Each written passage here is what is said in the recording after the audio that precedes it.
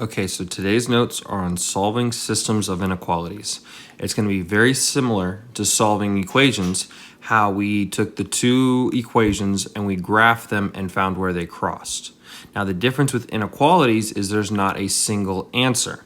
So our essential question today is, how can I use a graph to find a possible solution for an inequality? Now, an example of an inequality would be x is greater than 10. And if I asked you what numbers are greater than 10, you could tell me 11, you could tell me 15, you could tell me 537,283, right? There's all these numbers that are greater than 10, so there's not a single answer. So when we did solving systems of equations, there was a single answer where the two lines crossed. Today, what we need to do is we need to find the area where where we are going to shade or color in a certain area, and we want to know which area gets shaded by both lines. So just as a quick refresher, we have our regular greater than symbol. I'm just going to use some abbreviations today. So there's my greater than symbol. There's my less than symbol. There's my greater than or equal to. And there's my less than or equal to. So those are our four symbols with inequalities. Now, essentially what we're doing is, if I had the inequality y is greater than 5x minus 2. Now, you guys can see that this looks like slope-intercept form, right? We have y equals mx plus b, except it's y is greater than. So we're going to graph it the exact same way that we normally would, but I want to try something out. So I'm going to say if x is 10 and y is 20, does this make it true? So is the ordered pair 10 comma 20 in the area where it's going to be true? So I plug in 20 for y, I plug in 10 for x, and then we go ahead and kind of solve it or simplify it. So 5 times 10 is 50, minus 2 is 48. Is 20 greater than 48? Of course not. So that is not true. So this would be in the area that is not a correct answer. Now, how could we do this from a graph instead of having to do this 500 times, right? And check each individual point that I'm asking you. So we can draw just a quick little graph over here. Now we're starting at -2, right? Because my y-intercept is that -2. My slope is 5, also known as 5 over 1, the Mr. Johnson answer. So I'm going to go up 5, right 2, or excuse me, right 1, and there's my line. Now, the difference today is I'm going to be using a dotted line sometimes, not just a solid line. And we'll go over when to do that in a second. But because it's a greater than symbol, that means we're shading above the line. So everything above the line over here makes it true.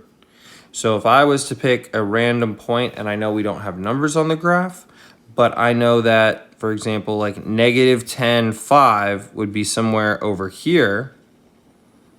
That's in the shaded region. So -10 comma 5 should make this answer true.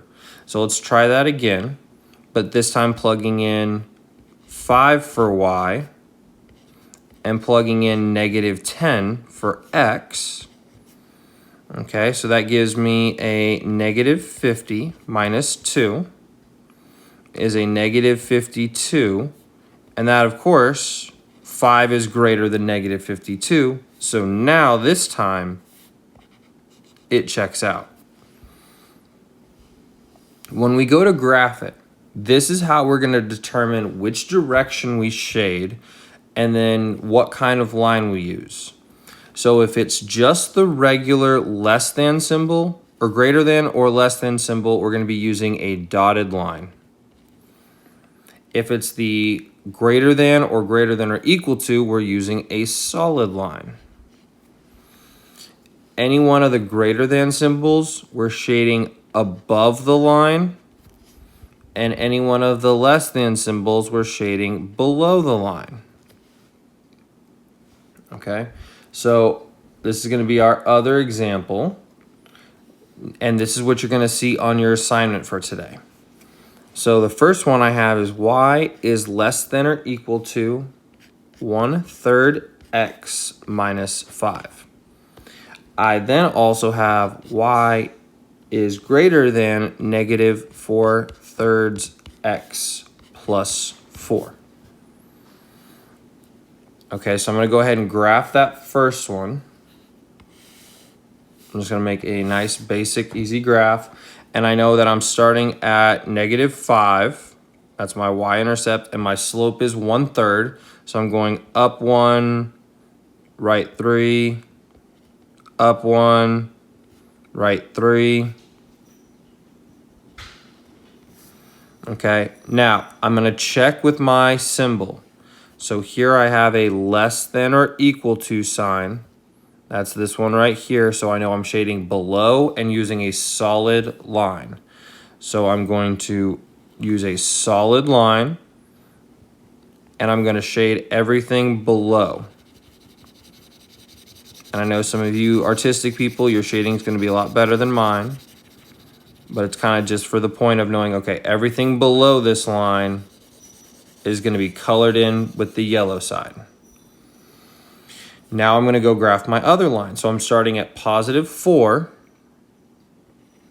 and I'm going down 4, right 3, because it's a negative 4/3 slope, down 4, right 3.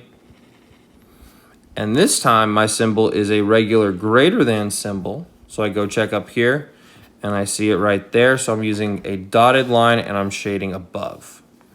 So I'm going to make a dotted line. And I'm shading everything above. I always like to start at the y-intercept. That kind of helps me for the shading above or below. Since this one's above, I'm shading everything on this side of the line.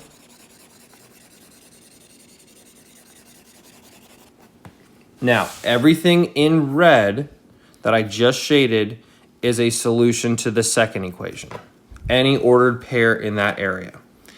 Any ordered pair in that orange-yellow color that I shaded at first is a solution to the first one.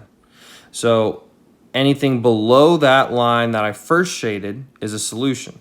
So what I'm looking for is what did we shade both red and yellow? And it's this section here. Any ordered pair in that section is a solution to both of these inequalities. And so that's what I would do is I would pick some ordered pair from in this double shaded region that is shaded by both of them.